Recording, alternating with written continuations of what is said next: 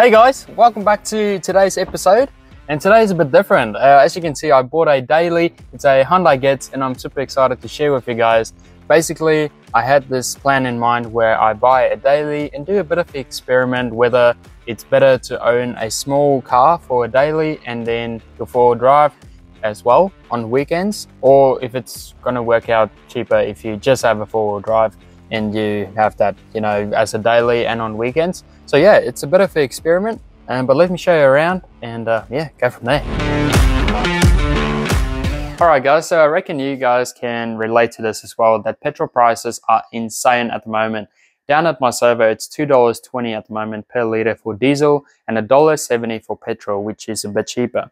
So recently I had this thought, will it work out cheaper to have a small daily car to go to work and back during the week, and on the weekends I take out my four-wheel drive instead of having my four-wheel drive as a daily and a weekend car pretty much all the time. So hopefully this experiment goes well. I'm pretty much going to see whether it works out cheaper just having a daily as well instead of your four-wheel drive, considering paying rego for two cars, servicing costs, everything. But yeah, let me show you around this Hyundai Getz and basically why I got it, because it was so cheap. It was only $1,000. But yeah, let me show you around the car for what you can get for that price and the things that we'll have to fix. Let's get into it. Alrighty, so let's start with the engine. So yes, it does run, it does drive. It drives beautiful. It's very good. The only thing that is a problem on this car, it does require a new clutch. It also looks like the rear main seal is leaking, so I definitely want to replace that as well. The oil filter, you can see there's an oil leak coming from there as well, so that's why I reckon everything is just full of oil down the bottom here. The belts are also a bit cracky, so I'll definitely need to replace all the belts. And then the rocker cover gasket, I reckon, needs to be replaced because yeah, there's just oil leaks everywhere. But you know, for 1.5, it's got good power, it's nice and smooth, and yeah, it's pretty good. It's a 2002 model as well, if you want to know that sort of thing.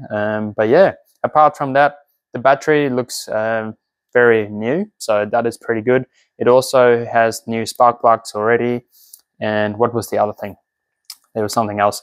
But anyway, so yeah, there's a tiny bit to do on the engine, but you know, ultimately it works out better for me because that's why the car was only $1,000. But yeah, let's move to the interior of the car. When it comes to the car's interior, it's pretty basic, which is great. It's got manual windows, which is very good because that means you won't have to buy a window regulator motor in case that stuffs up on some of the newer Getz cars. Same with that. Everything is manual, which is good. No electrics to go wrong. So it does need some floor mats just to protect that. But yeah, overall the seats are very good. This thing is also very stiff, so it tells me no one has sat in the back. And as you can see, like, it's very clean. Doesn't look like anyone has sat there before. Has sat there before, I should say. Get my tenses right. When it comes to the inside, so as you can see, it's already got an aftermarket air unit, Kenwood, which is pretty good. The aircon works as well, so that is a big plus. It's only got 207,000 on the clock, which is good. And the thing what I like about this Getz as well, it shows you the temperature, so you can know if your car overheats or not. Whereas on the newer Getzes, it doesn't have that gauge. So yeah, no, that's actually pretty good to know on an old vehicle.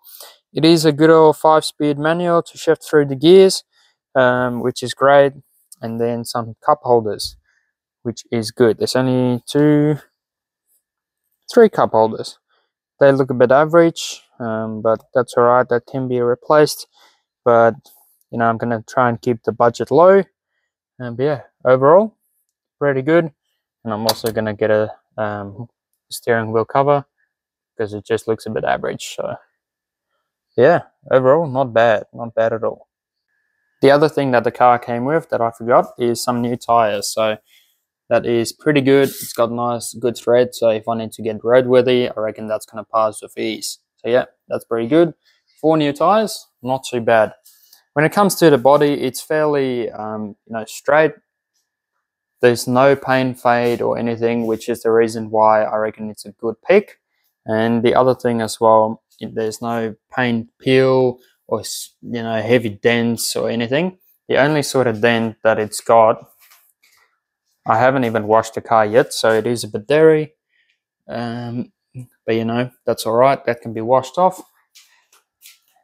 And here you go. So that's the only sort of bad thing about this car, but that's all right. As you can see, the previous owner had a sticker on there, so I reckon I might do that as well just to block it.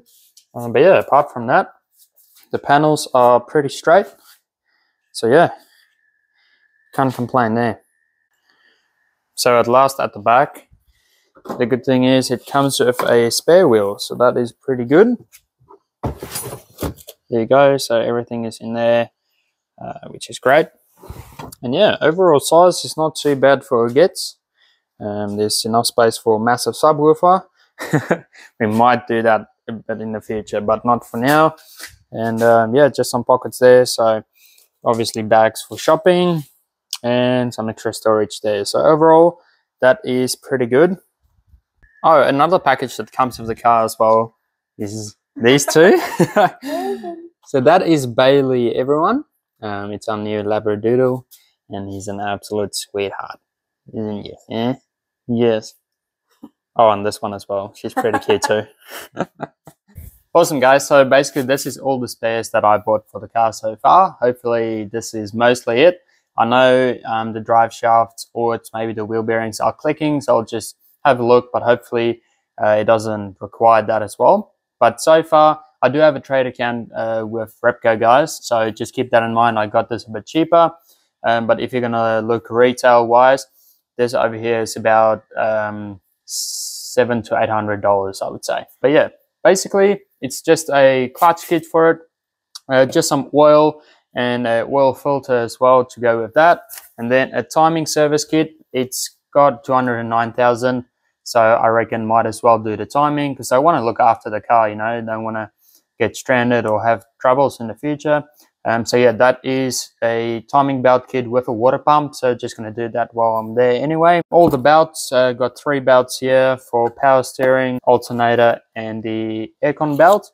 And I also have a sump plug with a washer just so the sump doesn't leak. And then just some extra globes as well. If well, I thought the globes at the back didn't work, the brake lights and the stop lights, but it's actually working. The car just needs to be on. So there you go. And then I just bought some bead machine from Bowden's, and that's basically just going to be to protect the paint on the car because it's going to stand outside in the rain and in the sun. So I just want to protect the paint to make sure it doesn't peel off. And then I also just got some degreaser just to clean it up nicely, and then just a microfiber cloth for the bead machine, and then just a rear main seal while I do the clutch, just to make sure that's not a problem in the future. And then just some gearbox oil as well, obviously, to top it up after I've done that. Steering cover for the steering wheel, obviously, and then 2 front mats. They were like $8, so just cheap ones, just so I don't ruin the current mats in the car. Oh yeah, and then obviously the rocker cover gasket to fix that oil leaking problem up there. But yeah, very keen to get it going. And yeah, I'll quickly put the steering wheel cover and the car mats in just so that's in there already. But yeah, super pumped. Awesome, guys, so there you have it. That is a big wrap up on the Getz. I'm super excited to get it on the road and send it to the mechanic. So far I've spent about $1,300 to $1,400 on the car, with the parts included. I got a quote from the mechanic, which is about $400 to $500, so all up it's about $1,800, $1,900. So yeah, plus obviously $100 for the roadworthy inspection. But yeah, overall I want to keep this car under $2,000. And because yeah, that's the budget, I don't really want to spend more than that. Obviously you don't have to do the timing belt, but it's just for me, for convenience, and you know, to make sure everything is all good on the car, just to go that extra mile and make sure everything is all done while I'm there. But yeah, I'm very excited to do the test, see if it actually works out better to have one car like a 4-wheel drive, or if it's better to have a small daily and use a 4-wheel drive on the weekends. So yeah, very excited for that, guys. And yeah, I'll make sure to keep you updated. Make sure to like and subscribe on the channel. If you have any questions, make sure to pop it in the comments as well. If you want to see some videos about the Getz for some reason, I know it's not 4-wheel drive related, but it kind of is. And I really want to do that test to see whether this car will work out cheaper than my 4-wheel drive together. So yeah, awesome guys. Make sure to like and subscribe, alright? And I'll see you in the next one. Peace out.